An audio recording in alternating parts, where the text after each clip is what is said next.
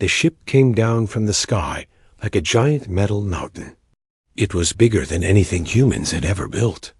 The alien ship was black and silver, with strange lights that pulsed like a heartbeat. Every radar screen on Earth started beeping and flashing red warnings.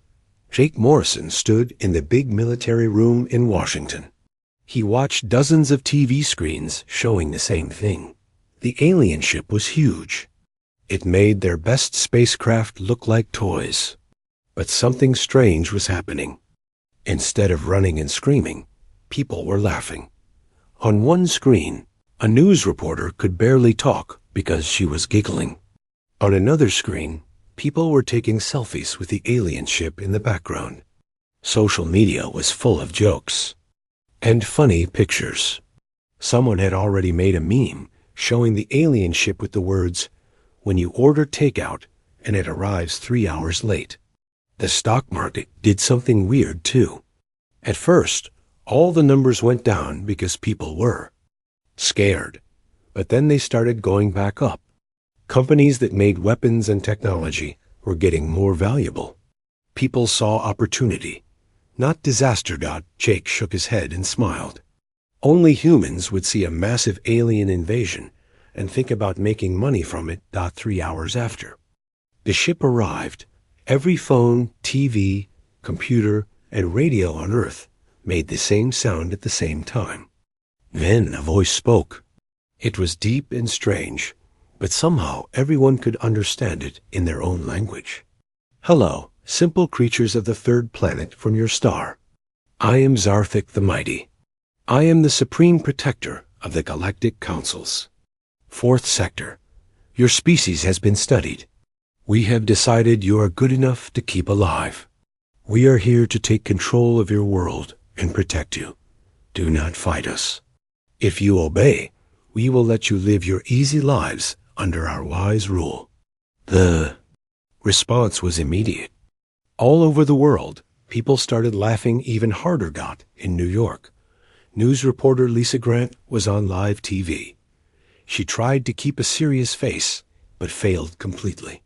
"Ladies and gentlemen, an alien who calls himself Zarthik has just told 7 billion humans that we are good enough to keep around.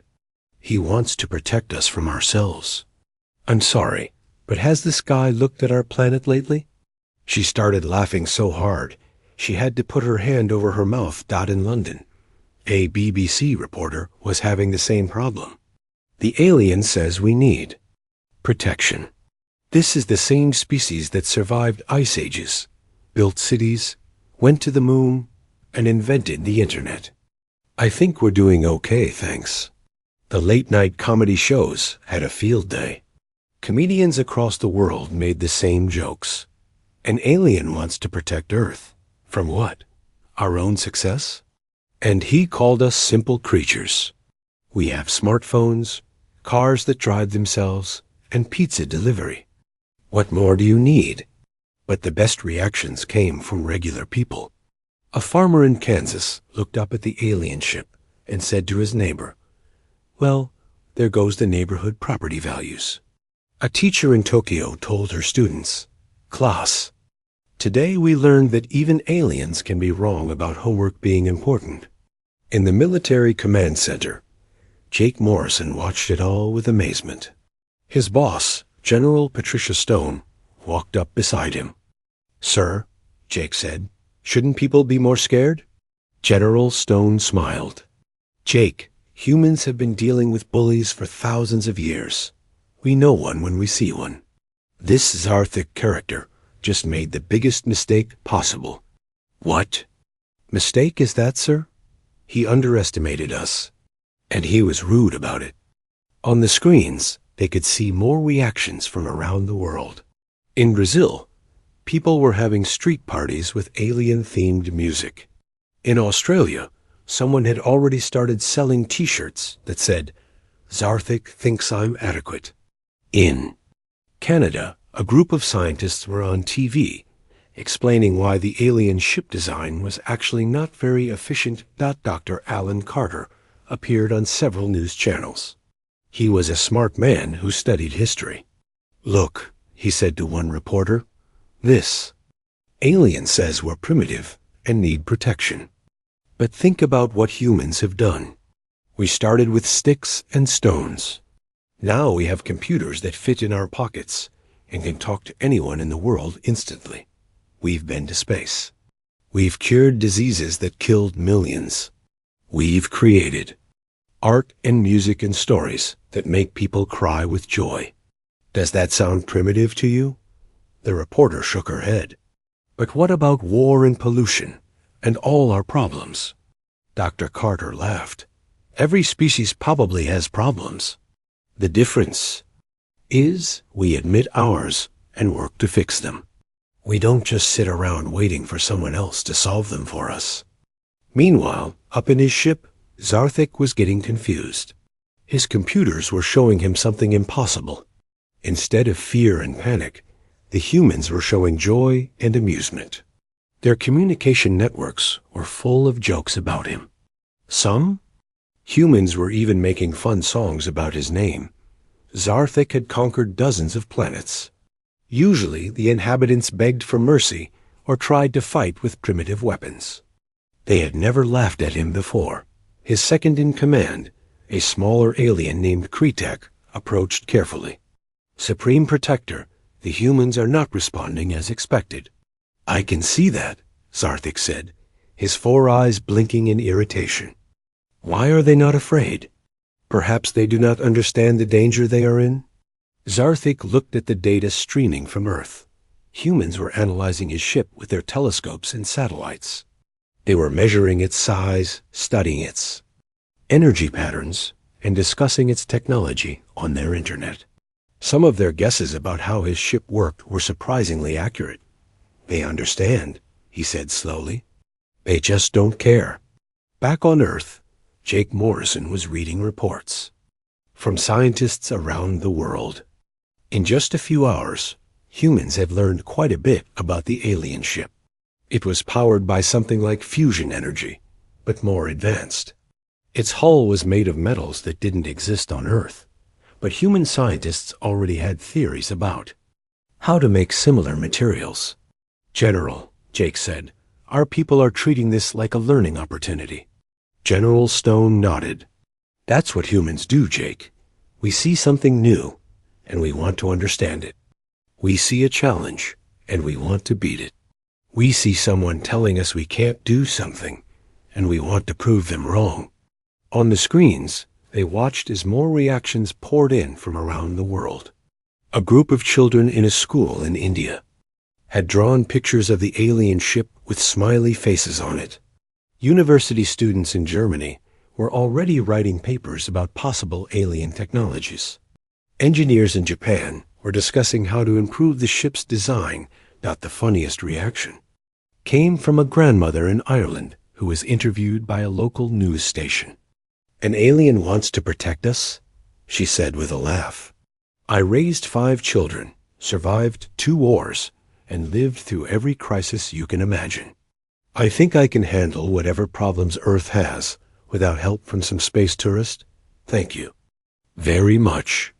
As the first day ended, it became clear that humanity's response to their would-be protector was unlike anything Zarthik had ever seen.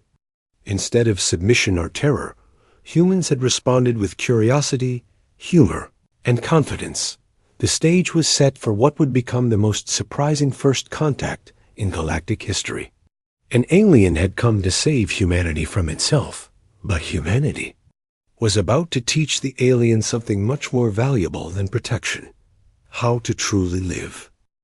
3 days after the alien ship arrived, Zarthik decided to show himself to Earth's leaders.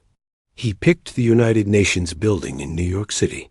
It was where all the countries sent people to talk about world problems. At exactly noon, a bright light filled the main meeting room.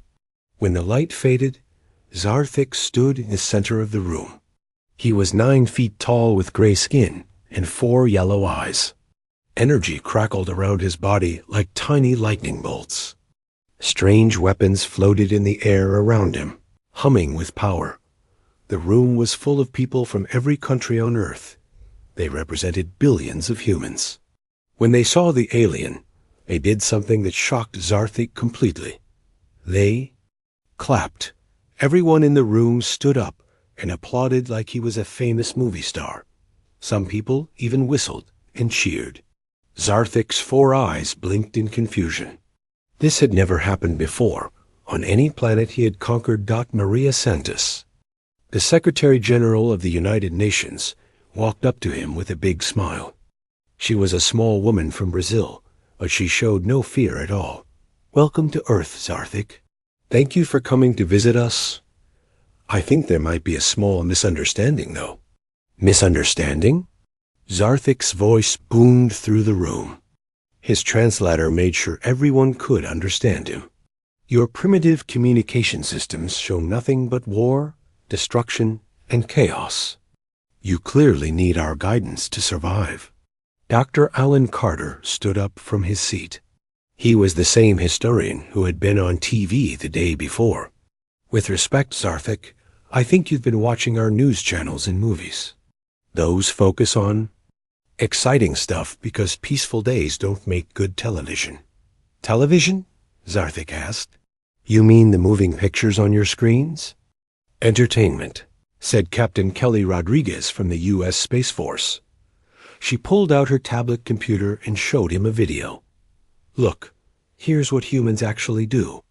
We split atoms to make clean energy. We walked on our moon 50 years ago. We built computers that can think and learn. We create beautiful art and music. Just last week, we made a new type of reactor that can power entire cities using just seawater." Zarthik watched the video with growing confusion.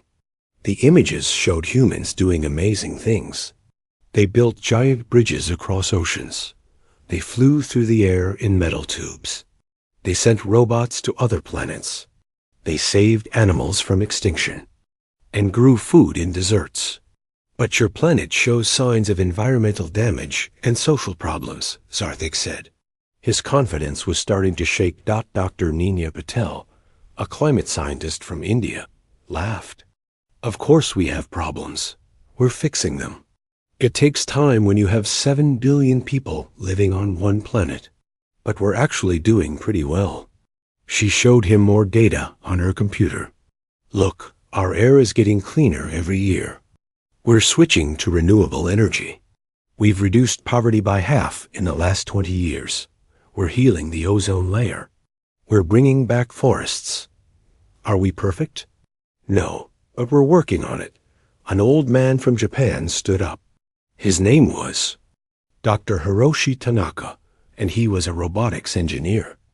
"Zarthik, we appreciate your concern, but humans solve problems differently than you might expect. We don't wait for someone to fix things for us. We roll up our sleeves and get to work." "But you fight wars," Zarthik protested. "Less than we used to," said President Jennifer Walsh from Ireland. "Did you know that right now we're living in the most peaceful time in human history? We've learned that talking is better than fighting. That's why we built this place." She gestured around the UN building. Zarthik was getting more confused by the minute. His data showed that humans were primitive and dangerous. But these humans were calm, confident, and smart. They spoke to him like equals, not like conquered people. A young woman named Dr. Rebecca Hayes stood up. She was an agricultural scientist from the American Midwest. "Zarthik, can I ask you something? When you studied Earth, did you look at our actual capabilities, or just our problems?" "We studied your problems," Zarthik admitted. "That explains it," Dr. Hayes said with a grin. "You know what humans are really good at? Taking problems and turning them into solutions. We had too many people and not enough food, so we invented better farming.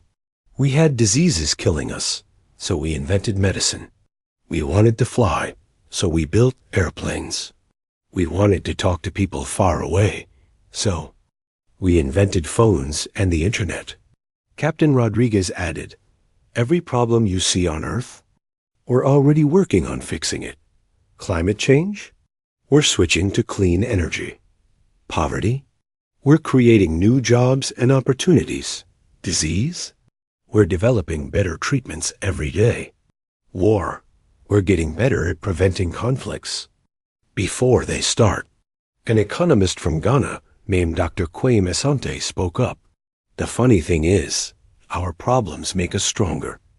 When we face challenges, we innovate. We adapt. We find new ways to do things. If life was easy, we'd probably be boring. Zarthik looked around the room. Every human face showed the same thing. Confidence mixed with amusement. They weren't afraid of him or their own problems. They seemed to enjoy challenges. You find your difficulties ... entertaining? He asked.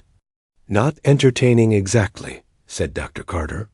But we don't let them stop us. Humans have a saying, what doesn't kill you makes you stronger. We've been through ice ages, plagues, wars, and disasters. Each time we come back better than before. Maria.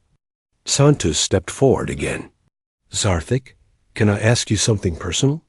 How long has your species been traveling through space? Many thousands of your years, Zarthik replied. And in all that time, have you grown? Have you changed? Have you learned new things? Zarthik was quiet for a long moment. The truth was, his people had been doing the same things for centuries. They found planets, conquered them, and moved on. They hadn't really changed or improved in a long time. I see, Maria said gently. That's the difference between us. Humans never stop growing. We never stop learning. We never stop trying to be better than we were yesterday. A child's voice suddenly spoke from the back of the room. Everyone turned to see a little girl who had come with her mother, a diplomat from Sweden. The girl raised her hand like she was in school. Mr. Alien, the girl said, are you lonely up there in space? The question hit Zarthik like a physical blow. In all his years of conquest, no one had ever asked him that. The truth was, yes, he was lonely. His whole species was lonely. They had spent so long being superior to everyone else that they had forgotten how to connect with other beings. Zarthik started to speak, then stopped. The little girl smiled at him. It's okay to be lonely. Humans get lonely too. That's why we like making friends. The room was quiet for a moment. Then Dr. Carter spoke again. Zarthik, maybe the question isn't whether Earth needs protection. Maybe the question is whether you need something from us. For the first time since arriving at Earth, Zarthik felt uncertain. These humans were nothing like the primitive creatures he had expected. They were confident, innovative, and strangely kind. They had turned his attempt at intimidation into a friendly conversation. And worst of all, they were making him question everything he thought he knew about strength, intelligence, and what it meant to be truly advanced. The little girl waved at him from the back of the room, and despite himself, Zarthik found himself waving back. Zarthik was getting frustrated. The humans were not acting like any species he had ever met. They should have been begging for his help by now. Instead, they kept asking him questions and showing him things he didn't understand. He decided to prove his worth by solving what he thought was Earth's biggest problem, hunger. His computers had told him that millions of humans didn't have enough food. This would be easy to fix with his advanced technology. Within one day, huge alien machines appeared in cities all over the world. They were tall as buildings and shaped like giant silver eggs. These were food makers. They could take air and water and turn them into nutritious food blocks. Zarthik announced his gift to the world through every TV and radio.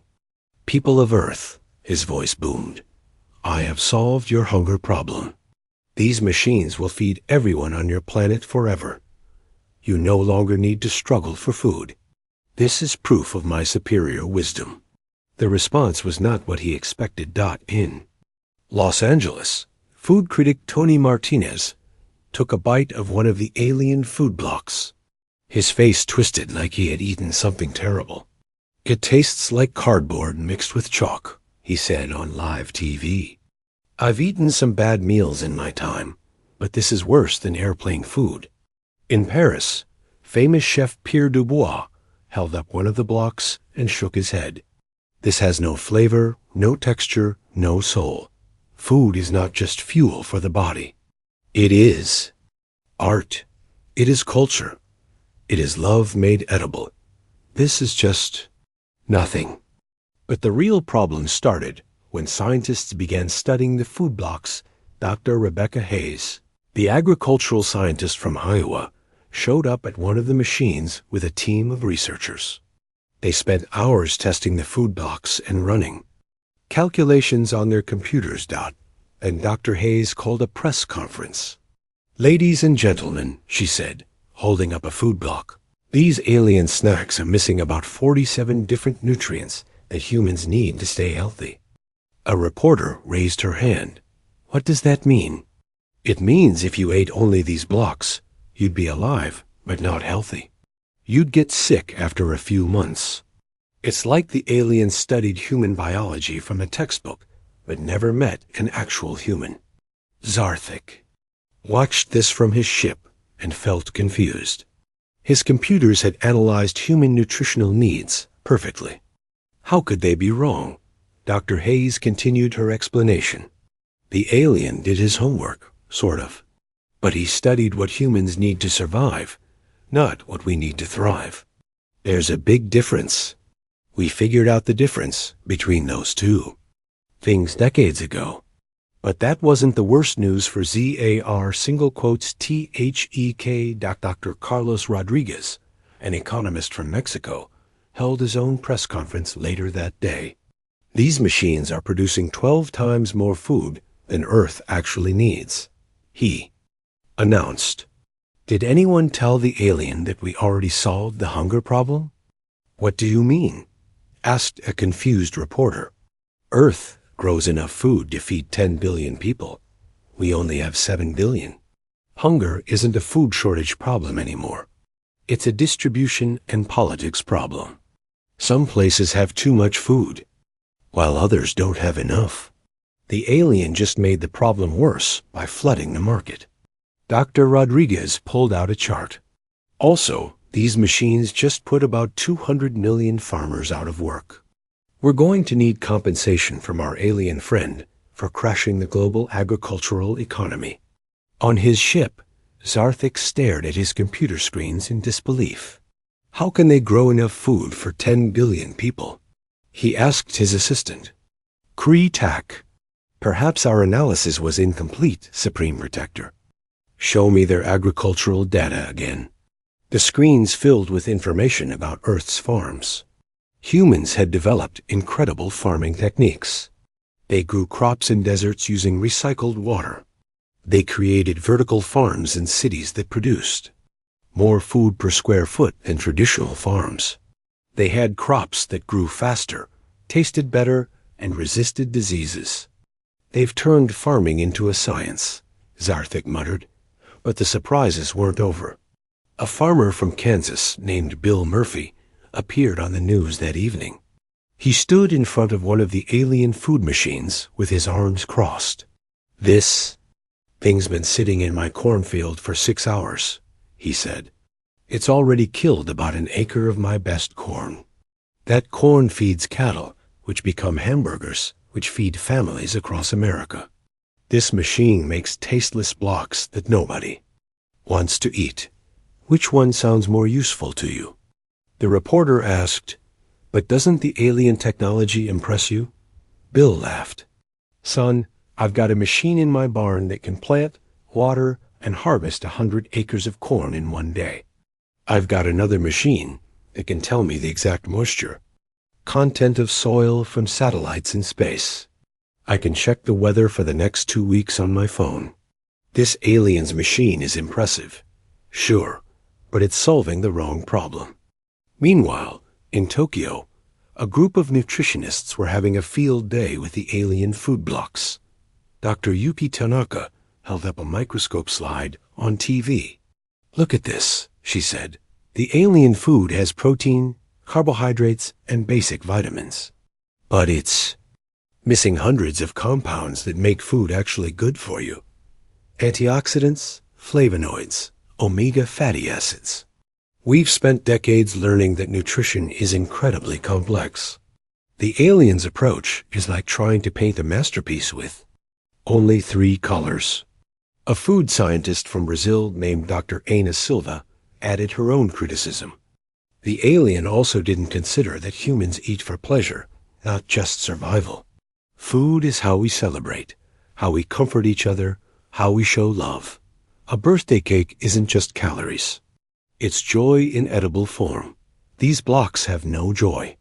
Back in his ship, Zarthik was experiencing something he hadn't felt in centuries: doubt. Every attempt to help the humans had backfired. They already had solutions to their problems. Not only that, their solutions were often better than his communication officer approached nervously. Supreme Protector, we're receiving thousands of messages from Earth. Are they thanking us for the food machines? Not exactly, sir. They're mostly complaints. Some humans are demanding we remove the machines. Others are asking for payment to cover the economic damage. A few are offering to teach us how to make better food. Teach us? Zarthik's voice rose dangerously. There's also a cooking show host from Italy who wants to invite you on her program to learn about real food. She says she can teach you to make something called pasta. Zarthik looked out at the blue planet below. In just a few days, the humans had torn apart his assumptions about their primitive nature. They had shown him that his advanced technology was actually less advanced than theirs in many ways. They had proven that his understanding of their problems was shallow and incomplete. Worst of all, they had done it all while being polite and friendly about it. A message came in from Dr. Rebecca Hayes.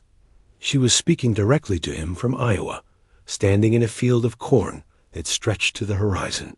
Zarthik, she said, we appreciate what you're trying to do. We really do. But if you want to help Earth, maybe you should ask us what we actually need help with instead of guessing.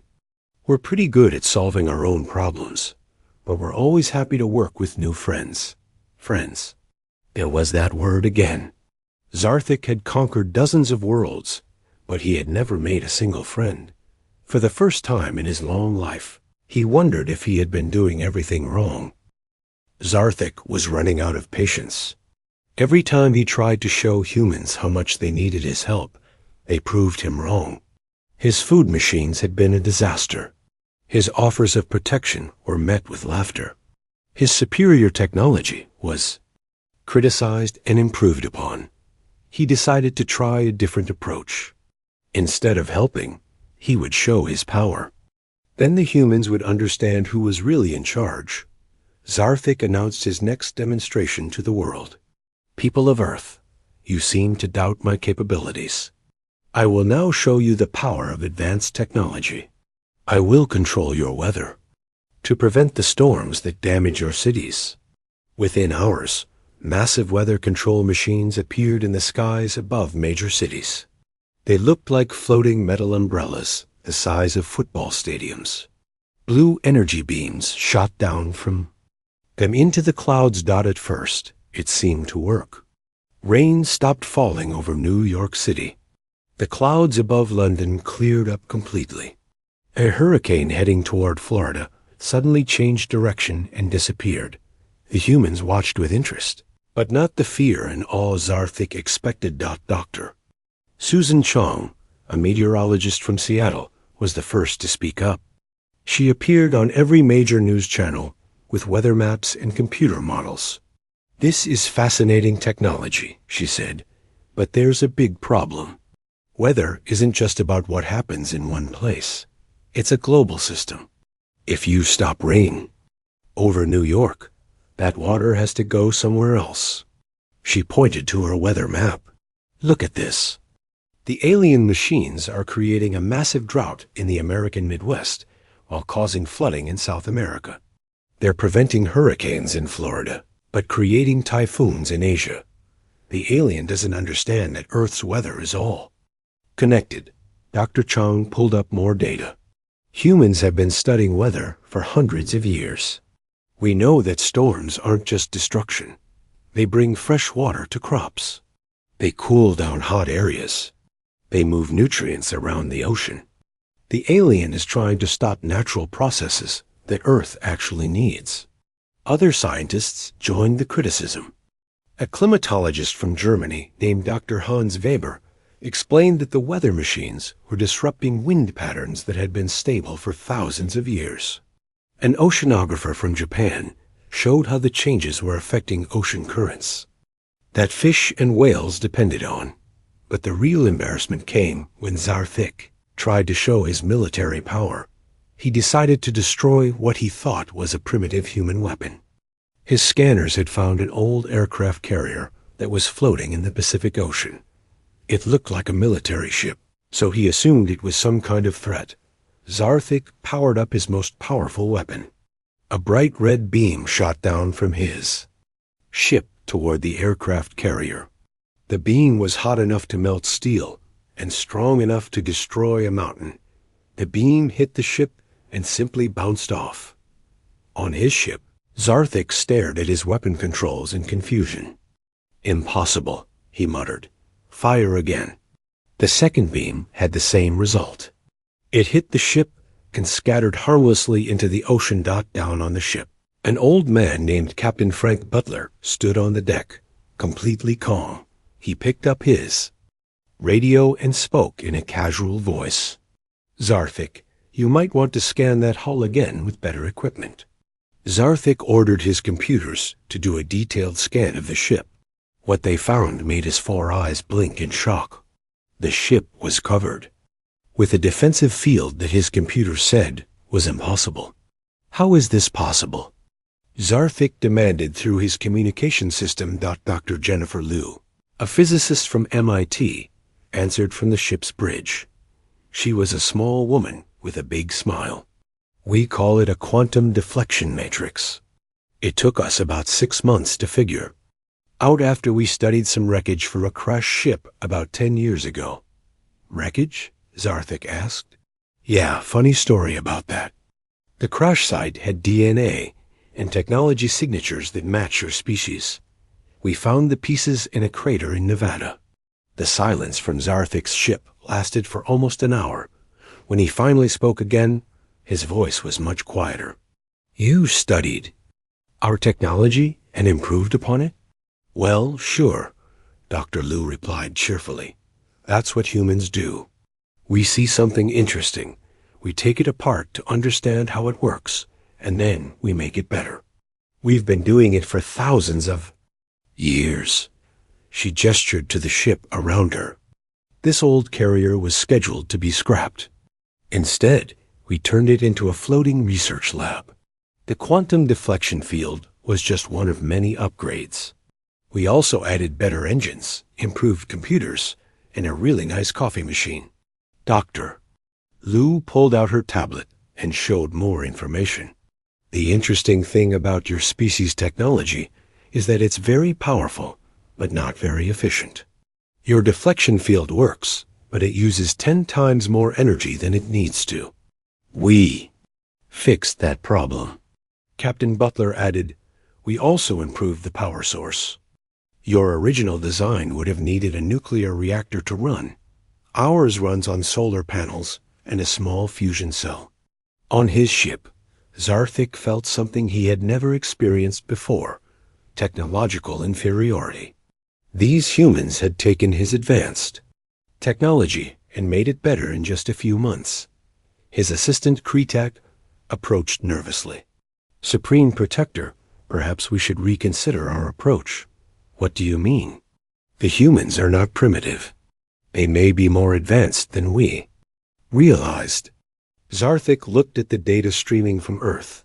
Human cities were full of technology he didn't understand. Their internet connected billions of people instantly. Their medical technology could repair hearts and replace organs. Their transportation systems moved millions of people every day without accident. But what impressed him most was how quickly they learned. In the 10 days since his arrival, humans had analyzed his ship, understood his technology, and found ways to improve it. They had done in days what had taken his species centuries to develop. Dr. Liu's voice came through the communication system again. "Zarthik, can I ask you something? How long did it take your people to develop that deflection field technology?" "Several 100 years, Zarthik admitted. "And how long have you been using the same basic design?" "About 1,000 years. "That's the difference between us," Dr. Liu said gently. "Humans never stop improving things. We're always asking, how can we make this better? Or what if we tried it this way? We don't just use technology. We play with it." A new voice joined the conversation. It was the little girl from the United Nations meeting.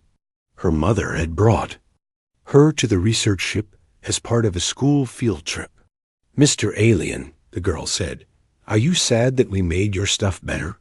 The question hit Zarthik like a physical blow. Was he sad? He tried to analyze his emotions. For centuries, his people had been the most advanced species in the galaxy. Their technology was the best. Their methods were superior. Now he had found a species that could take his technology and improve it in days. They could solve problems he hadn't even noticed. They could see flaws in his perfect systems. He should have been angry. He should have been threatened. Instead, for the first time in his long life, Zarthik felt something strange and wonderful, excitement about learning something new. A week later, something unexpected happened. Zarthik sent a message to Earth's leaders, asking if a small group of humans could visit his ship, not as prisoners or servants, but as guests. Admiral Patricia Stone, Commander Jake Morrison, and Dr. Alan Carter were chosen to represent Earth. They took a small shuttle up to the massive alien ship floating above the Pacific Ocean. When they arrived, they found something surprising. The ship was incredible on the outside, but inside it felt empty and cold. The walls were smooth metal with no decorations. The hallways were long and straight with no personality. Everything was perfectly functional, but completely boring. Zarthik met them in what was clearly a throne room. He sat on a large chair made of black metal, surrounded by floating screens showing data about his empire. But something had changed about him. The confidence and arrogance were gone. He looked tired and smaller than before. "Thank you for coming," Zarthik said quietly. His voice no longer boomed with authority. "I need to tell you something that I have not told anyone in many centuries." Admiral Stone stepped forward. She was a tough military officer, but her voice was kind. "We're listening, Zarthik." The alien took a deep breath. "The Galactic Council did not send me here to protect you." "We figured that out," Commander Morrison said gently. "Your ship has been sending distress signals for 3 weeks. We've been wondering when you would ask for help." Zarthik's 4 eyes widened in surprise. "You knew?" Dr. Carter smiled. "Zarthik, humans are very good at reading people, even alien people. You've been acting like someone who needs help, but is too proud to ask for it." The alien stood up from his throne and walked to a large window that looked out at Earth. The blue planet hung in space like a beautiful jewel. "My people have been traveling through space for thousands of years," Zarthik began.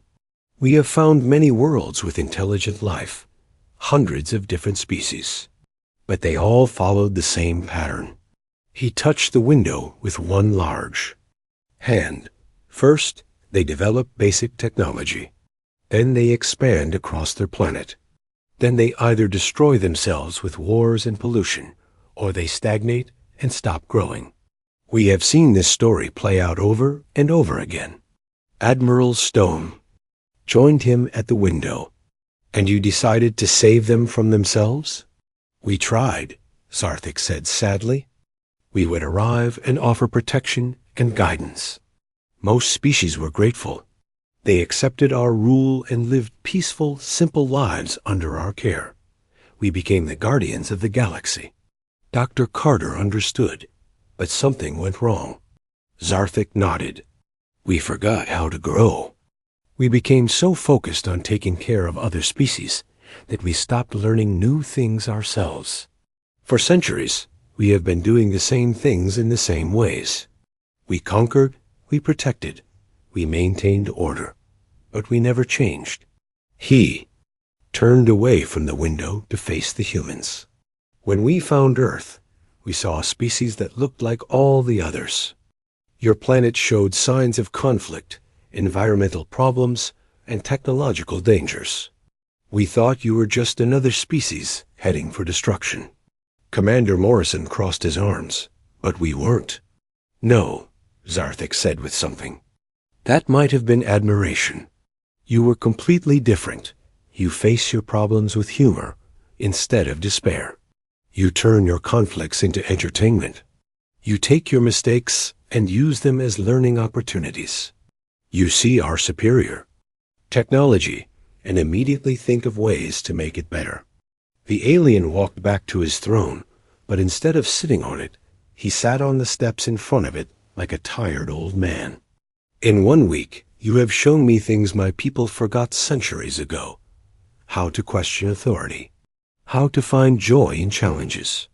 How to turn problems into possibilities. How to grow and change and become better than you were before. Admiral Stone sat down beside him. Zarthik, what do you really need from us? The alien looked at her with all 4 eyes. We need to learn how to be like you. Our ship is damaged because we stopped maintaining it properly years ago. Our crew is unhappy because they have forgotten how to find purpose in their work. Our civilization is dying because we stopped dreaming of better futures. Dr. Carter sat down on the other side of Zarthik. You want to learn how to be human? I want to learn how to live again, Zarthik said quietly. My people have become so good at maintaining order that we forgot why order matters. We have been existing instead of living. Commander Morrison joined them on the steps. Being human isn't easy, you know. We argue a lot. We make mistakes. We get frustrated and sad and angry. Sometimes we do stupid things just because we're stubborn. Zarthik actually smiled a little. That sounds wonderful. Admiral Stone laughed. You say that now. Wait until you experience your first democracy. We'll argue about everything for hours and then vote on whether to argue some more. But that's how you grow, Dr. Carter added. Humans never accept that something is perfect the way it is. We always think it can be better. Sometimes we're wrong. But sometimes we discover amazing new things. Zarthik stood up and looked around his sterile throne room. This ship, this room, everything we build looks exactly like what my people built 1,000 years ago. Nothing ever changes. Well, said Commander Morrison with a grin, we can help you with that. Humans are really good at redecorating. Admiral Stone pulled out her communication device. Zarthik, would you like us to send up some people to help repair your ship? We've got engineers who love solving new problems. We've got artists who can make this place look less like a tomb. We've got teachers who can show your crew new ways to think about things. And cooks, Dr. Carter added. Trust me, once you try real human food, you'll never want to eat those nutrition blocks again. Zarthik looked at the 3 humans sitting in his throne room. They had come here as his guests, but they were offering to help him like old friends. No other species had ever done that. Why would you help us? He asked. We came here to conquer. You, Admiral Stone shrugged. Because that's what humans do. We help people who need help. Besides, you're not the first bully who turned out to just be lonely and confused. Commander Morrison added, plus, we're curious about your technology. If we help you fix your ship, maybe you can teach us some things too. Humans love learning. New stuff. Dr. Carter stood up and extended his hand to Zarthik. Welcome to Earth, my friend. Let's see if we can teach an old alien some new tricks. Zarthik looked at the offered hand for a moment, then reached out and shook it. The gesture was clumsy because his people didn't shake hands, but the meaning was clear. For the first time in centuries, Zarthik felt hope. He had come to Earth to save humanity from itself, but humanity was about to save him from something much worse, a life without growth, wonder, or friendship. As the four of them sat in the throne room planning repairs and improvements, Zarthik realized that his long journey through the galaxy had finally brought him to exactly where he needed to be. Not as a conqueror or a protector, but as a student of the most remarkable species he had ever encountered. And for the first time in his very long life, Zarthik found himself laughing.